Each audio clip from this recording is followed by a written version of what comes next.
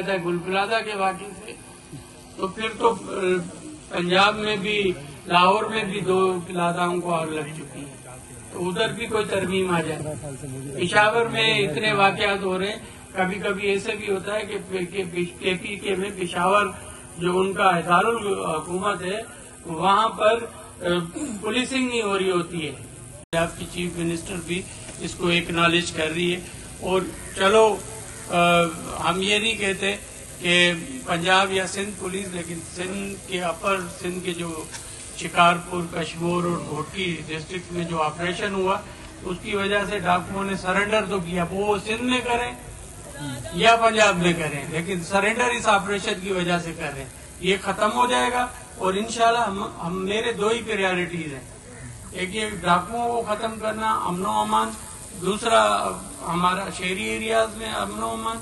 کچے کے ڈاکوؤں کو ختم کرنا، تیسرا منشیات ہے۔ منشیات جو ہماری اربن ایریاز ہیں اس میں فرسٹ پریارٹی ہماری یہ ہے کہ ہم ہر گھر سے